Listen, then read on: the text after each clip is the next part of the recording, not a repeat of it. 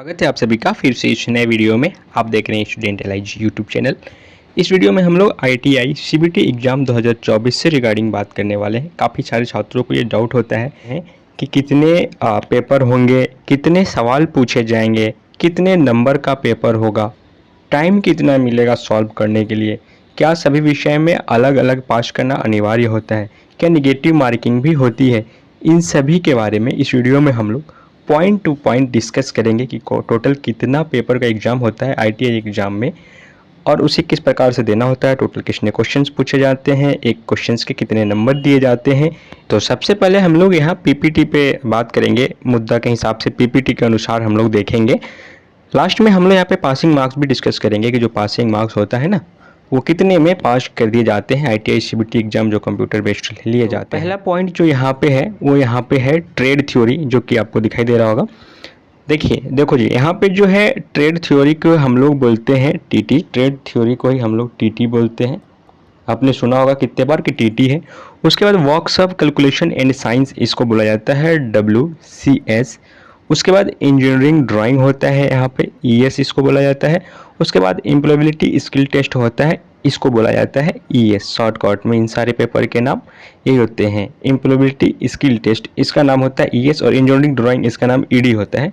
Engineering drawing ED होता है, ठीक है।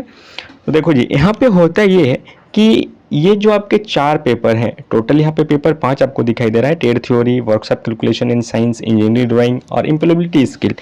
तो ये जो 4 पेपर है ना, ये सभी का एक साथ एग्जाम लिया जाएगा और इसका फिर एक साथ एग्जाम लिया जाएगा। कहने का मतलब ये है कि दोनों एग्जाम एक ही दिन होगा, एक ही कंप्यूटर पर होगा। अगर आपने ऑनलाइन एग्जाम दे रखा होगा तो शायद आपको पता होगा कि पहले पार्ट A खुलता है, फिर पार्ट B खुलता है। तो उसी प्रकार से पहले पार्ट A खुलेगा जिसमें से कि 4 पेपर के क्वेश्चंस रहेंगे, trade theory, works of calculation and science का, इंजीनियरिंग ड्राइंग का, ठीक है। उसके बाद पार्ट B खुलेगा जिसमें कि एम्प्लॉयबिलिटी स्किल टेस्ट के क्वेश्चंस रहेंगे। तो पहले पार्ट A खुलेगा कंप्यूटर पे जिसमें कि आपको ये 3 पेपर के एग्जाम देने होंगे, TT का, WCS का और ED का। उसके बाद पार्ट B खुलेगा, जस्ट बाद ही खुल जाता है, कोई ज़्यादा समय नहीं लगता है। उसमें फिर एम्प्लॉयबिलिटी स्किल टेस्ट आपको देना होता है। एक डाउट और भी मन में उठा होगा कि सर ये जो है ये फर्स्ट ईयर का है या फिर सेकेंड ईयर है। तो देखो भाई, ये जो फर्स्ट ईयर के स्टूडेंट है या फिर जो सेकेंड ईयर के स्टूडेंट है, ये दोनों के लिए है, क्योंकि दोनों के लिए जो क्राइटेरिया होने वाली है ना वो सेम होने वाली है। इसीलिए ये ना सोचे कि फर्स्ट ईयर का बताया जा रहा है या फिर सेकेंड ईयर का बताया जा रहा है, दोनों के लिए ये सेम ही क्राइटेरिया होने वाली है।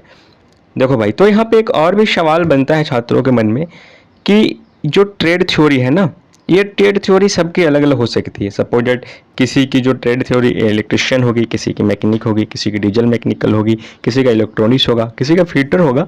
तो ट्रेड थ्योरी सभी का अलग अलग होता है। और जब आपका एडमिट कार्ड आएगा ना तो वहाँ पे work calculation and science and engineering drawing ये आपको देखने को नहीं मिलेगा। इसलिए नहीं मिलेगा कि ये दोनों जो है ना, ये दोनों मर्ज हो जाता है किस में, ट्रेड थ्योरी में। तो एडमिट कार्ड आएगा ना उसमें केवल ट्रेड थ्योरी लिखा रहेगा पेपर 1, पेपर 2 में लिखा रहेगा एम्प्लॉयबिलिटी स्किल टेस्ट, क्योंकि जो works of calculation and science है और इंजीनियरिंग ड्राइंग है ये दोनों मर्ज हो जाता है ट्रेड थ्योरी में और एम्प्लॉयबिलिटी स्किल टेस्ट वो सिंगल रह जाता है। तो ऐसा नहीं है कि एडमिट कार्ड पे works of calculation in science या इंजीनियरिंग ड्राइंग नहीं दिख रहा है तो उसके क्वेश्चंस नहीं आएंगे। वो ट्रेड थ्योरी में ही मर्ज हो जाते हैं और ट्रेड थ्योरी वाले पेपर में ही इन दोनों के भी क्वेश्चंस आपको देखने मिलेंगे। तो पढ़ना जरूरी है। तो जो मेन आपका यहाँ पे होता है वो होता है ट्रेड थ्योरी, ठीक है। ये तो हो गया। अब हम लोग यहाँ पे जानते हैं कि किस पेपर से जो है कितने प्रश्न पूछे जाते हैं। तो देखिए, जो आपका ट्रेड थ्योरी है, मैं सबके सामने सबका सवाल यहाँ लिखा हुआ है, इसके नीचे मैं नंबर लिखूंगा। तो जो ट्रेड थ्योरी होता है इससे आपका 38 क्वेश्चन पूछे जाते हैं। जो works of calculation and science होता है इसी को आप मैथ भी बोला जाता है, इसी को साइंस भी बोला जाता है। आपने कहीं कहीं सुना होगा ना कि works of calculation and science chapter पूरा मैथ ही है, पूरा साइंस ही है। तो इससे 6 प्रश्न पूछे जाते हैं और इंजीनियरिंग जो ड्राइंग है इससे भी 6 प्रश्न पूछे जाते हैं। एम्प्लॉयबिलिटी स्किल टेस्ट का बात करें तो इससे 25 क्वेश्चंस पूछे जाते हैं, ठीक है। अब बात करते हैं कि इसका जो नंबर है, एक जो क्वेश्चन 38 नंबर के ये प्रश्न है ट्रेड थ्योरी, ये कितने नंबर के आता है। तो ये 76 नंबर के आते हैं। एक प्रश्न 2 नंबर के होते हैं, टोटल 76 नंबर के ट्रेड थ्योरी से क्वेश्चंस आएंगे। Works of calculation and science जो है इससे 12 नंबर के क्वेश्चंस आते हैं, क्योंकि टोटल 6 सवाल आते हैं, एक सवाल 2 नंबर के होते हैं तो 12 नंबर हो जाएंगे। और इंजीनियरिंग ड्राइंग का बात करें तो इससे भी 12 नंबर के प्रश्न पूछे जाते हैं। एम्प्लॉयबिलिटी स्किल टेस्ट से 50 नंबर के प्रश्न पूछे जाते हैं, क्योंकि टोटल 25 सवाल होते हैं, प्रत्येक सवाल 2 नंबर के होते हैं। तो इस प्रकार से एम्प्लॉयबिलिटी स्किल टेस्ट से 50 नंबर के क्वेश्चंस पूछे जाते हैं।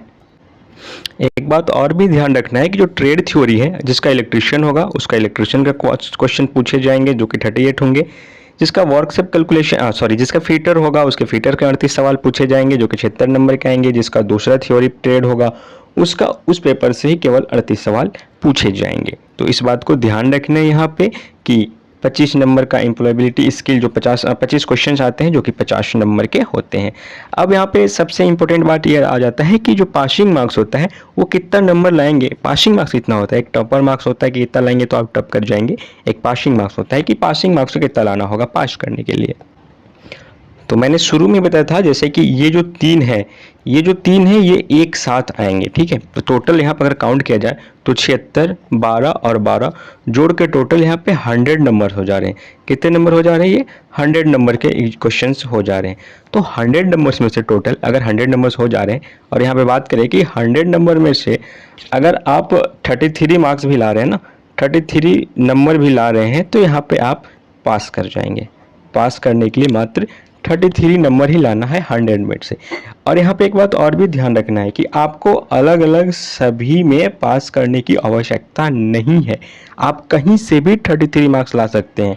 सपोज डेट कि आपको वर्क कैलकुलेशन एंड साइंस से एक भी क्वेश्चन सॉल्व नहीं हो रहा है, इंजीनियरिंग ड्राइंग से एक भी क्वेश्चन सॉल्व नहीं हो रहा है, आप केवल ट्रेड थ्योरी को भी पढ़ के 33 मार्क्स ला लोगे तो पास हो जाओगे। जरूरी नहीं है कि आपको वर्क सब कैलकुलेशन साइंस का जो 6 क्वेश्चन आते हैं 12 नंबर के उनमें आपको पास करना ही होगा, क्योंकि ये तीनों पेपर जो है आपस में मर्ज होके आते हैं। तो मर्ज होने के कारण आप केवल 33 मार्क्स ला लेंगे, चाहे आप केवल ट्रेड में से लाएं, आपका जो भी ट्रेड है या फिर सब बना के लाएं वो मैटर नहीं करता है। इस बात को आप ध्यान रखेंगे। अगर क्वेश्चंस की बात करें यहाँ पे तो 38 क्वेश्चन ये, 6 क्वेश्चन ये और 6 क्वेश्चन ये, टोटल क्वेश्चन जो है यहाँ पे वो आपके हो गए 50 क्वेश्चन में के अगर आपने टोटल अगर 17 क्वेश्चंस भी आपने सॉल्व कर लिया तो आपके 33 मार्क्स आ जाएंगे जो कि पासिंग मार्क्स है। तो आपको ये लिखना है, देखना है कि 50 क्वेश्चंस है और 50 में से आपको 17 नंबर का क्वेश्चन तो आपको बनाना ही है। वो 17 हो सकता है आप केवल इस 38 में से बना लो या फिर 38, 6 और 6 50 तीनों मिला के ही बनाओ, लेकिन आपको 50 क्वेश्चन में से 17 क्वेश्चन से डील करेंगे तो ही आपका 33 नंबर आएगा, जिसमें कि फिर आप पासिंग मार्क्स को पार कर जाओगे। अब बात करते हैं एम्प्लॉयबिलिटी स्किल टेस्ट का। तो एम्प्लॉयबिलिटी स्किल टेस्ट में जो है आपका टोटल 25 क्वेश्चन पूछे जाएंगे 50 नंबर का। 50 नंबर का जो है ये टोटल प्रश्न रहेंगे, लेकिन आपको जो है पास करने के लिए इसमें 18 नंबर लाना होगा।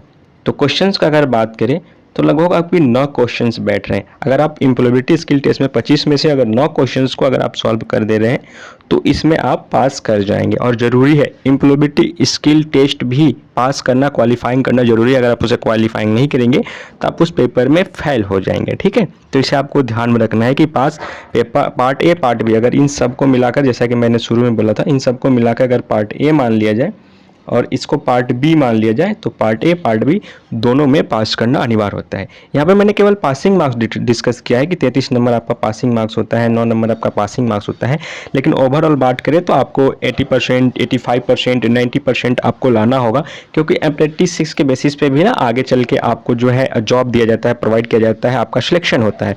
तो जो पासिंग मार्क्स जानने हेतु इच्छुक हैं उनके लिए बता दिया मैंने।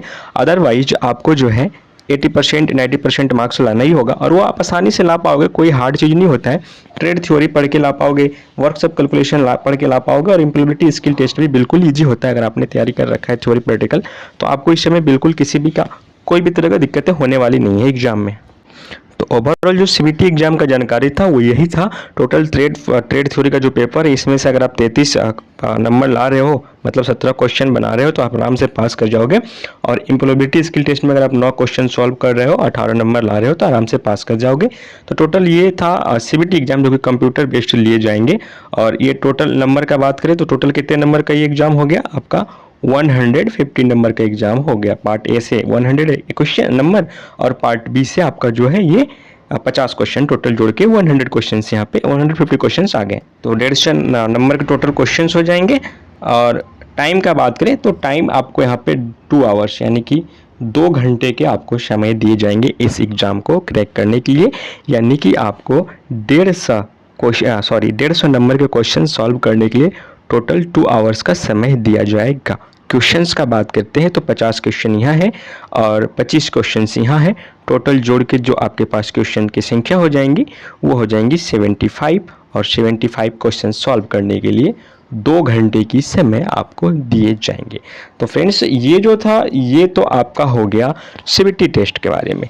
इसके बाद आपका प्रैक्टिकल एग्ज़ाम भी लिया जाता है, ठीक है। प्रैक्टिकल एग्ज़ाम्स भी होते हैं आपके ये इंस्टीट्यूट में कराए जाते हैं। इसकी सबसे खासियत ये होती है कि जो आपके प्रैक्टिकल एग्ज़ाम्स लिए जाते हैं ये आपके इंस्टीट्यूट में कराई जाती है। इसका कहीं भी कोई सेंटर नहीं दिया जाता है। आपका जो भी इंस्टीट्यूट होगा जहाँ पे आपका एडमिशन हुआ होगा यहीं पे एग्ज़ाम कराई जाती है। प्रैक्टिकल एग्ज़ाम में अगर क्वेश्चंस की बात करें तो प्रैक्टिकल एग्ज़ाम में तो क्वेश्चंस डिपेंड करता है कि कितना पूछा जाता है। तो हो सकता है क्वेश्चन 2-3 भी पूछा जाए, हो सकता है क्वेश्चन ज़्यादा भी पूछ लिया जाए। तो क्वेश्चन यहाँ पे डिपेंड नहीं करता है। नंबर का बात करें तो टोटल 250 नंबर का एग्ज़ाम होता है। क्वेश्चन इसलिए डिपेंड नहीं करता है क्योंकि ये जो एग्ज़ाम होता है ये आपके ITI यानी कि आपका होम सेंटर होता है, तो आपका खुद का इंस्टीट्यूट का ही इर्द गिर्द घूमता है, तो उनके कंट्रोल में होता है, तो ऑलरेडी वो नंबर देते ही हैं, ठीक है। तो नंबर का अगर बात करें तो टोटल जो है यहाँ पे ये 250 नंबर का होता है, जिसमें पास करने के लिए आपको 150 से ज़्यादा लाना होता है, ठीक है। 150 से ज़्यादा लाना होता है। अब आप पूछोगे क्या ये मिल जाते हैं, तो जी हाँ, इजीली मिल जाते हैं क्योंकि ये नंबर जो है आपके इंस्टीट्यूट प्रोवाइड कराता है। तो कोई भी इंस्टीट्यूट ऐसा नहीं चाहता है कि मैं अपने बच्चों को कम नंबर दूँ ताकि मेरा रेपुटेशन खराब हो, तो ये आपको आसानी से मिल जाएगा। जो कि 150 नंबर में पासिंग होता है, इसमें बहुत सारे छात्रों को ज़्यादा ही मिल जाता है। किसी को 180 मिलता है, किसी को 200 भी मिल जाता है, किसी को 225 भी मिल जाता है। तो वो इंस्टीट्यूट डिसाइड करते हैं कि किस छात्र को कैसे देना है। और सवाल की बात करें तो वहाँ पे डिपेंड रहता है कि आपसे 2 सवाल पूछ लिए जाएंगे, 3 सवाल पूछ लिए जाएंगे, कभी कभी ओरल टेस्ट यानी कि मौखिक प्रश्न भी कुछ कुछ पूछ लिए जाते हैं। तो डिपेंड करता है आपके इंस्टीट्यूट पे। बट इतना है कि ITI के जो प्रैक्टिकल एग्जाम्स है इसमें किसी को फेल नहीं किया जाता है, सभी को पास कर दिए जाते हैं। अब आगे आप सभी का एक और पेपर होता है जिसका नाम होता है फॉर्मेटिव असाइनमेंट या फिर फॉर्मेटिव एग्ज़ाम कहा जाता है। ये आपका जो एग्ज़ाम का जो नंबर होता है ये पूरी तरह से ITI के हाथों में होता है। अगर आप ITI में वीकली जो टेस्ट होता है या मंथली टेस्ट होता है या उस पर डिपेंड होता है असाइनमेंट जो बनाने के मिलता है, ठीक है। तो ये जो एग्ज़ाम है पूरी ITI के हाथों में होता है। और यहाँ पे जो नंबर होते हैं प्रश्न की, जो कितने नंबर के प्रश्न पूछे जाते हैं, तो टोटल 200 नंबर के यहाँ पे प्रश्न पूछे जाते हैं, जिसमें से कि 120 नंबर यहाँ पे पासिंग मार्क्स रहता है। अगर आप 120 नंबर लाओगे तो आराम से पास कर जाओगे। और ये पूर्ण रूप से आपके ITI इंस्टीट्यूट के हाथ में होता है, जो कि इसे वो लोग आसानी से दे देते हैं, किसी को भी इसमें फेल वो नहीं करते हैं। तो अब अगर मैं ओवरऑल बात करूं कि ओवरऑल जो एग्ज़ाम्स होंगे, तो ओवरऑल जो यहाँ पे पूछे जाएंगे वो आपके हो जाएंगे टोटल 600 नंबर का, यानी 600 मार्क्स का यहाँ पे आपका ओवरऑल एग्ज़ाम्स हो जाएंगे। आप यहाँ पे देख पाएंगे कि जो आपका ट्रेड थ्योरी से एग्ज़ाम होंगे वो होंगे 150 नंबर का, प्लस में जो आपका प्रैक्टिकल होंगे ये होंगे 250 नंबर का, प्लस में जो फॉर्मेटिव एग्ज़ाम होंगे ये होंगे 200 नंबर का, और टोटल को जोड़ दिया जाए तो ये 600 नंबर का एग्ज़ाम्स हो जाएंगे। 600 में से आपको पास करने के लिए जो लाना होगा, इसमें आपको पास करने के लिए 33 नंबर प्लस में 9 नंबर लाना होगा एम्प्लॉयबिलिटी स्किल के लिए। इसमें आपको पास करने के लिए 250 में से 150 नंबर लाना होगा। इसका जो पासिंग मार्क्स होता है 120 नंबर होता है। अगर ओवरऑल सबको जोड़ दिया जाए टोटल जो है 600 में आपको 312 नंबर लाना होगा पास करने के लिए, जो कि बिल्कुल ही आसानी से आ जाती है। CBT जो एग्ज़ाम देना होता है उसमें केवल ये 250 नंबर का एग्ज़ाम होता है, जिसमें कि ट्रेड थ्योरी और 2 पेपर और मर्ज करके 33 लाना होता है नंबर, और 9 क्वेश्चन सॉल्व करना होता है। 18 क्वेश्चन यहाँ पे 18 नंबर के वो प्रश्न होते हैं, तो यहाँ पे 18 जोड़ देंगे तो यहाँ पे कुछ ज़्यादा ही बढ़ जाएगा। तो इतना ही आपको समझना होता है। यहाँ पर पास करने के लिए लाना होता है वो होता है 300 प्लस, 300 से कुछ ज़्यादा लाना होता है, 320 प्लस नंबर लाना होता है, जिसमें कि आप आराम से पास कर पाएंगे, ठीक है। तो मोटा मोटी ये सारी जानकारी क्लियर हो गई होगी कि प्रैक्टिकल एग्जाम से संबंधित, और इससे पहले जो मैंने ट्रेड थ्योरी के बारे में जो बताया कि ट्रेड थ्योरी से संबंधित जो भी प्रश्न होते हैं ये वाला आपके सारे कन्फ्यूजन क्लियर हो गए होंगे। फॉर्मेटिव जो असाइनमेंट होता है ये भी आपके कॉलेज के हाथ में पूरी तरह से होता है, कॉलेज ही इसमें आपको मार्क्स देता है, तो आसानी से आप उसे भी कर पाएंगे। तो एक बार सबको देख लेते हैं एक साथ ही। तो कितने पेपर होंगे, तो जैसे कि पता है, मैंने आपको बताया कि 2 पेपर आपके हो जाएंगे यहाँ पे। एक तो ट्रेड थ्योरी जिसमें कि 2 पेपर और मर्ज रहते हैं, और साथ में एक पेपर आपको एम्प्लॉयबिलिटी वाला हो जाएगा, एम्प्लॉयबिलिटी स्किल टेस्ट। ठीक है, कितने सवाल पूछे जाएंगे, तो टोटल आपके 75 सवाल पूछे जाएंगे, और जो कि 150 नंबर के रहेंगे। ठीक है, सीबीटी एग्जाम का मैं बात कर रहा हूँ, यहाँ पर कंप्यूटर बेस्ड टेस्ट होता है, प्रैक्टिकल एग्जाम का बात नहीं कर रहा हूँ। कितने नंबर का पेपर होगा, तो यह भी मैंने बता दिया कितने नंबर का पेपर होगा। 2 पेपर होंगे।